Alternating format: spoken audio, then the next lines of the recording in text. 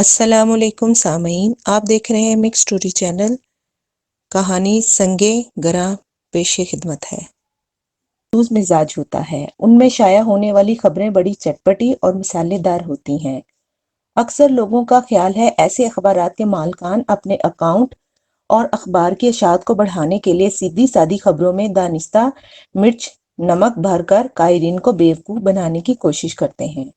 بعض تو یہاں تک کہتے ہیں کہ ایسے اخبارات کی پبلشرز اپنے کاروبار کو چمکانے کے لیے من گھڑت اور جھوٹی خبریں شائع کرنے سے بھی باز نہیں آتے۔ بہرحال یہ پسند اپنی اپنی، خیال اپنا اپنا والی بات ہے۔ معقولیت کا تقاضا یہ ہے کہ ہر کسی کو ایک ہی لاٹھی سے نہیں ہانکنا چاہیے۔ جس طرح ایک ہاتھ کی تمام انگلیاں برابر نہیں ہوتی، بالکل ویسے ہی تمام لوگ بھی ایک جیسے نہیں ہوتے۔ متذکرہ بالا صفحات کے حامل اخبارات اور ان کے مالکان یقیناً وجود رکھتے ہیں، لیکن اس بات میں کسی بھی شک و شبے کی گنجائش نہیں کہ شام کے اخبارات میں بھی بعض ایسے ہیں جو اصول پر سودے بازی نہیں کرتے، صحافت کی لاج رکھتے ہوئے دودھ کا دودھ اور پانی کا پانی کے مصدق خبریں شائع کرتے ہیں، اگرچہ ان کی تعداد نسبتاً کم ہے۔ اخبار کھیلنے کے آگے بہت سے مواقع آئیں گے، لہٰذا اس تمہید کے بعد میں اصل واقعے کی طرف رخ کرتا ہوں۔ وہ موسم سرما کا ایک سرد ترین دن تھا۔ کراچی میں موسم سرما صرف جھلک دکھانے آتا ہے، اس شہر کی عوام کو بتاتا ہے کہ میں بھی ایک موسم ہوں۔ یہاں بسنے والے چونکہ سال کے 11.5 مہینے گرمی میں جلتے ہیں، اس لیے بھی چند روز موسم سرما انہیں احساس دلائے بنا نہیں رہتا۔ اس روز بھی اپنے دفتر سے اٹھنے کی تیاری کر ہی رہا تھا کہ میری سیکرٹری نے انٹرکام پر اطلاع دی، سر ابھی ایک کلائنٹ آیا ہے۔ تھوڑی دیر پہلے میں سیکرٹری سے کہہ چکا تھا کہ کاروبار بڑھا لو، میں نکلنے ہی والا ہوں۔ فرح کا گھر میرے راستے میں پڑتا تھا اور وہ اکثر و بیشتر میرے ساتھ ہی گاڑی میں بیٹھ جاتی۔ میں اسے ڈراپ کرتے ہوئے آگے نکل جاتا۔ میں نے دیوار گیر کلاک پر نظر ڈالی۔ اس وقت رات کے 9 بج رہے تھے۔ 10 بجے گھر میں ایک درینہ شناسہ مجھ سے ملنے کے لیے آ رہا تھا۔ میں نے انٹرکام کے ماؤتھ پیس میں فرح سے کہا، جو آ گیا ہے اسے آگے پاس کر دو۔ اوکے سر، فرح نے یہ کہتے ہوئے ریسیور رکھ دیا۔ اگلے ہی لمحے متذکرہ کلائنٹ میرے چیمبر میں داخل ہو رہا تھا۔ وہ کل 3 افراد تھے، ایک مرد، ایک عورت اور ایک بچی۔ ظاہر ہے میں نہیں جانتا تھا کہ ان کی آپس میں کیا رشتہ داری ہے۔ مجھے یہ بھی معلوم نہیں تھا کہ عورت یا مرد میں سے میرا کلائنٹ کون ثابت ہونے والا ہے۔ بچی اس ذیل میں نہیں آتی تھی۔ میں نے حسب معمول پیشہ ورانہ مسکراہٹ سے ان کا استقبال کیا اور اپنی میز کے سامنے بچھی ہوئی کرسیوں کی جانب اشارہ کرتے ہوئے کہا، بیٹھیں۔ وہ بیٹھ گئے، یعنی عورت اور مرد۔ ان کے بیٹھنے کے انداز میں ایک خاصا زاویہ پایا جاتا تھا، جس سے مجھے یہ اندازہ قائم کرنے میں کسی دقت کا سامنا نہیں ہوا کہ وہ بہرحال میاں بیوی نہیں تھے۔ میں نے بچی کی طرف دیکھتے ہوئے نرم لہجے میں کہا، آپ بھی بیٹھ جاؤ بیٹا۔ اس بچی کی عمر 3 اور 4 سال کے درمیان رہی ہوگی۔ وہ عورت والی کرسی کا پشتہ پکڑے خاموش کھڑی تھی۔ میرے مشفقانہ پیشکش کے جواب میں عورت نے اسے ہاتھ سے پکڑ کر خالی کرسی کی جانب گھمایا اور بولی، یہاں بیٹھ جاؤ ایرم۔ ایرم نامی اس بچی نے چوں کی نہ چاں بڑی فرمانبرداری سے چڑھ کر کرسی پر بیٹھ گئی اور بچوں کی عمومی نفسیات کے مطابق وہ اپنی دونوں ٹانگوں کو ایک مخصوص انداز میں آگے پیچھے حرکت دینے لگی۔ وہ ایک پرکشش بچی تھی۔ میں اس پر سے نظریں ہٹا کر مرد اور عورت کی جانب متوجہ ہو گیا۔ جی میں آپ کی کیا خدمت کر سکتا ہوں؟ میں نے باری باری انہیں دیکھتے ہوئے کہا۔ وکیل صاحب، بھابھی پروین ایک مصیبت میں گرفتار ہو گئی ہیں، مرد نے عورت کے تعارف کے ساتھ ہی اپنی آمد کی غرض و غائط بیان کرتے ہوئے بتایا۔ ہم اسی سلسلے میں آپ کے پاس حاضر ہوئے ہیں۔ اس شخص کا انداز اگرچہ خاصا مہذب اور شائستہ تھا، تاہم میں نے اس کی آمد کے ساتھ ہی اپنے چیمبر میں ایک مخصوص قسم کی بو بھی محسوس کی، جو ظاہر خوشگوار نہیں تھی۔ اس کی عمر 40 کے قریب تھی۔ وہ مناسب صحت اور درمیانے قد کاٹ کا مالک تھا۔ چہرے پر اس نے چھوٹی چھوٹی داڑھی بھی رکھی ہوئی تھی۔ اس کا حلیہ اور وضع قطع عام سی تھی۔ میں نے اس کی آنکھوں میں دیکھتے ہوئے سوال کیا، آپ کی تعریف؟ میرا نام فاروق ہے، وہ اطمینان سے بولا۔ میں نے اس سے مخاطب کرتے ہوئے عورت کی جانب اشارہ کیا۔ فاروق صاحب، آپ کی بھابھی پروین کس قسم کی مصیبت میں گرفتار ہیں اور میں اس سلسلے میں آپ کی کیا مدد کر سکتا ہوں؟ آپ ایک تجربہ کار وکیل ہیں، وہ توصیفی نظر سے مجھے دیکھتے ہوئے بولا۔ میں نے ادھر ادھر سے آپ کی بہت تعریف سن رکھی ہے۔ جب انسان پولیس کے ہتھے چڑھ جاتا ہے اور اسے اس عذاب سے نجات پانے کے لیے قانون کی مدد درکار ہوتی ہے تو وہ کسی وکیل ہی کا دروازہ کھٹکھٹاتا ہے، کیونکہ عدالت سے انصاف حاصل کرنے کے لیے آپ کا وسیلہ بہت ضروری ہے۔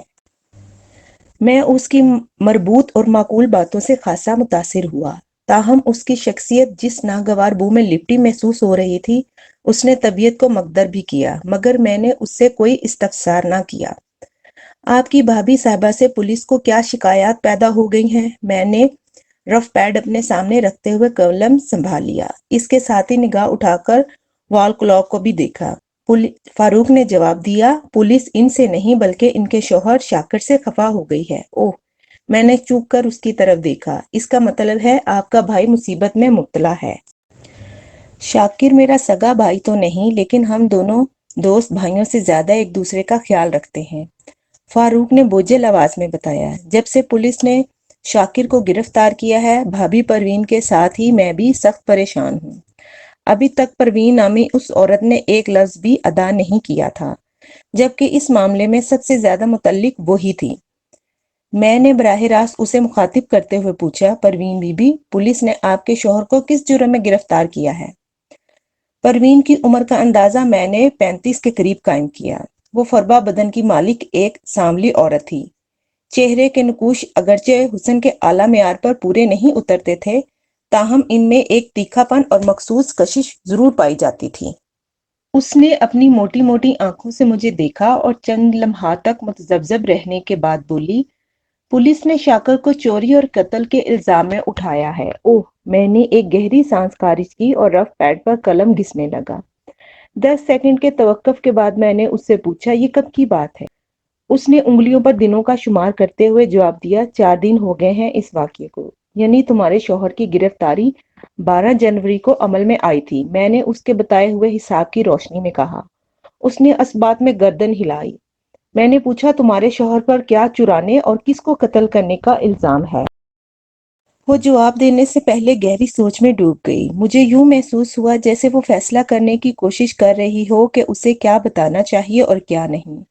تھوڑے تامل اور تفکر کے بعد اس نے کہا، شاکر پر شہر کے معروف کالم نویس سحر بخاری کی بیوی نازنین کے قتل کا الزام عائد کیا گیا ہے۔ میں حیرت بھری نظر سے پروین کو تکنے لگا۔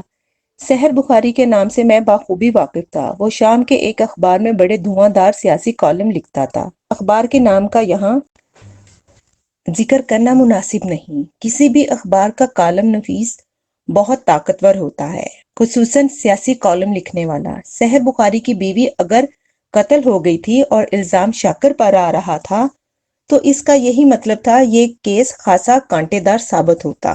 میں نے پیڈ پر چند مختصر نوٹس لیے اور پروین کی طرف دیکھتے ہوئے پوچھا، چوری کے بارے میں آپ نے کچھ نہیں بتایا؟ پولیس کے مطابق شاکر چوری کی نیت سے سحر بخاری کے بنگلے میں گھسا تھا۔ وہ ٹھہرے ہوئے مگر بوجھل لہجے میں بتانے لگی، اس نے بنگلے میں داخل ہونے کے بعد کسی طرح بیڈ روم تک رسائی حاصل کر لی، قیمتی زیورات اور ایک کثیر رقم سیف میں رکھی تھی۔ اس نے اپنی کسی تکنیک کو بروئے کار لا کر مذکورہ سیف کھول لیا، لیکن اس کی بدقسمتی کہ وہ طلائی زیورات والے باکس اور نقدی لے کر وہاں سے فرار ہونے ہی والا تھا کہ مقتولہ نازنین کی آنکھ کھل گئی، جو اسی بیڈ روم میں سو رہی تھی۔ وہ لمحہ بھر کو سانس لینے کے لیے متوقف ہوئی، پھر سلسلہ بیان کو آگے بڑھاتے ہوئے بولی، نازنین نے کسی اجنبی کو اپنے بیڈ روم میں پرسرار حرکات کرتے دیکھا تو خوف کے مارے اس نے چیخنا شروع کر دیا۔ اس کی چیخو پکار پر سحر بخاری بھی بیڈ روم کی طرف لپکا۔ جب وہ بیڈ روم کے دروازے پر پہنچا تو یہ وہی لمحہ تھا جب شاکر افراتفری کے عالم میں بیڈ روم سے باہر نکل رہا تھا۔ پولیس اور سحر بخاری کے مطابق اس نے چپٹا مار کر شاکر کے ہاتھ سے زیورات والے باکس اور نقد رقم کی گڈیاں چھیننے کی کوشش کی۔ اسے اپنی کوشش میں جزوی کامیابی حاصل ہوئی، لیکن اس جھپٹے نے زیورات والے باکس اس کے ہاتھ سے چھڑوا دیے، تاہم نقدی والی گڈیوں کو اس نے مضبوطی سے تھامے رکھا۔ زیورات کے باکس بیڈ روم کے اندر اور باہر جا گرے۔ اس جزوی کامیابی سے سحر بخاری کا حوصلہ بڑھا اور اس نے شاکر کو دبوچنے کے لیے جست لگا دی۔ اس جست کا بڑا بھیانک نتیجہ برآمد ہوا۔ شاکر تو اس کے ہاتھ نہ آ سکا، تاہم وہ منہ کے بل فرش پر گرا۔ اس دوران صورتحال سے بکھلا کر شاکر نے پلٹ کر عقب میں فائر کر دیا۔ سحر بخاری چونکہ زمین بوس ہو چکا تھا، لہٰذا وہ گولی پلک جھپکتے میں بیڈ روم کے اندر پہنچی۔ اس کی راہ میں نازنین وحشت زدہ انداز میں کھڑی تھی۔ اس مہلک گولی نے اس کی کھوپڑی میں لمحاتی قیام کیے بغیر آگے کی راہ لی۔ فائر چونکہ بہت قریب سے کیا گیا تھا، اس لیے گولی کھوپڑی کے آر پار ہوئی تو نازنین وہی ڈھیر ہو گئی۔ اسے موت کی آغوش میں پناہ گزین ہونے میں چند سیکنڈ ہی لگے ہوں گے۔ پروین نے چند توقفات کی مدد سے اپنا بیان مکمل کیا تو میں نے اس کی آنکھوں میں جھانکتے ہوئے سوال کیا، یہ تو پولیس اور سحر بخاری کا بیان ہے، آپ اپنے شوہر کے بارے میں کیا کہتی ہیں؟ میں تو اسے بے گناہ سمجھتی ہوں، وہ ایک ایک لفظ پر زور دیتے ہوئے بولی۔ یعنی شاکر نے قتل کیا ہے اور نہ ہی چوری؟ میں نے بدستور اس کی آنکھوں میں دیکھتے ہوئے کہا۔ مجھے پورا یقین ہے شاکر قاتل نہیں ہو سکتا، وہ مضبوط لہجے میں بولی۔ میں نے استفسار جاری رکھا، اور چور؟ وہ جس بیس ہو کر رہ گئی۔ چوری اور ہیرا پھیری کی عادت تو ہے اس میں۔ یعنی آپ یہ کہنا چاہتی ہیں آپ کے شوہر نے سحر بخاری کے گھر سے رقم چرائی ہے؟ اس سے پہلے کہ وہ میرے سوال کے جواب میں کچھ کہتی، فاروق بول اٹھا، وکیل صاحب بات دراصل یہ ہے کہ شاکر چھوٹی موٹی ہیرا پھیریوں میں تو ملوث رہا ہے، اور ایک آدھ چوری بھی اس کے ریکارڈ پر موجود ہے، لیکن یقین جانیے اس نے سحر بخاری کی بیوی کو قتل کیا ہے اور نہ ہی اس نے سیف میں سے کوئی رقم چرائی ہے۔ وہ لمحہ بھر کو رکا، پھر اضافہ کرتے ہوئے بولا، پتہ نہیں سحر بخاری اس بیچارے کو کیوں پھنسانا چاہتا ہے۔ تم اتنے پر یقین کیوں ہو کہ تمہارے دوست نے چوری کی ہے اور نہ ہی قتل؟ میں شاکر کو اچھی طرح جانتا ہوں، اس نے کہا، وہ اتنا نڈر اور بہادر بھی نہیں۔ میں نے پوچھا، سحر بخاری اور پولیس والے کتنی رقم کی چوری ہونے کے بارے بات کر رہے ہیں؟ 1,50,000، اس نے دونوں ہاتھ پھیلاتے ہوئے جواب دیا، یعنی پورے 1,50,000۔ اوہ، میں نے چونک کر اس کی طرف دیکھا اور کہا، یہ تو واقعی اچھی خاصی رقم ہے۔ اگر شاکر نے اتنا لمبا ہاتھ مارا ہوتا تو مجھ سے نہ چھپاتا، فاروق نے کہا۔ پروین بولی، وکیل صاحب میری درخواست ہے کہ آپ شاکر سے مل لیں، وہ آپ کو اس واقعے کے بارے میں زیادہ تفصیل سے بتا سکے گا۔ اس سے تو میں ضرور ملوں گا، میں نے کہا۔ تم دونوں اس معاملے کے حوالے سے مزید جو کچھ جانتے ہو وہ بتا دو، لیکن ایک منٹ۔ میں نے دیوار گیر کلاک کی جانب دیکھتے ہوئے انٹرکام کا ریسیور اٹھایا۔ اس وقت رات کے 9:30 بج رہے تھے۔ مجھے آج 10 بجے تک گھر پہنچنا تھا، لیکن کلائنٹ کو بیچ مجدار کے چھوڑ دینا مجھے گوارا نہیں تھا۔ میں نے فرح سے کہا کہ وہ میرے گھر کا نمبر ملا دے۔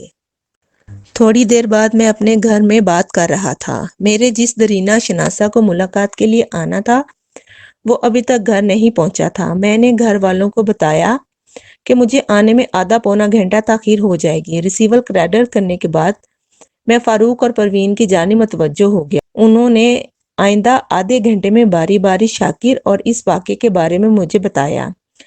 میں نے ان کی گفتگو کے تمام اہم پوائنٹس نوٹ کر لیے۔ اس کیس کی سماعت کے دوران ان نکات کا گاہے بگاہے تذکرہ ہوگا۔ آخر میں پروین نے مجھ سے پوچھا، وکیل صاحب کیا آپ بھی شاکر سے ملنے جائیں گے؟ شاکر کو پولیس نے عدالت میں پیش کر کے 7 دن کا ریمانڈ حاصل کر لیا ہے اور اس وقت متعلقہ تھانے کے حوالات میں زیر تفتیش تھا۔ پروین کے سوال کے جواب میں نے بتایا، پولیس 3 روز بعد اسے چالان کے ساتھ عدالت میں پیش کرے گی، لہٰذا ہمارے پاس ہوم ورک کے لیے کافی وقت ہے۔ فی الحال تو شاکر کی طرف میرا جانا ممکن نہیں، البتہ کل کسی وقت میں فرصت نکال کر اس سے ضرور ملاقات کر لوں گا۔ اس کے بعد ہمارے درمیان فیس وغیرہ کے معاملات طے ہوئے۔ میں نے رقم کی وصولی کے ذیل میں ایک رسید بنا کر پروین کے حوالے کر دی۔ فاروق نے پوچھا، ہم دوبارہ کب آپ کی خدمت میں حاضری دیں؟ کیس کی سماعت شروع ہونے سے پہلے 1 مرتبہ تو آپ کو ضرور آنا ہوگا، میں نے اپنی کرسی سے اٹھتے ہوئے کہا۔ میں کل فون کر کے تمہیں بتا دوں گا کہ تمہارا کب آنا مناسب رہے گا۔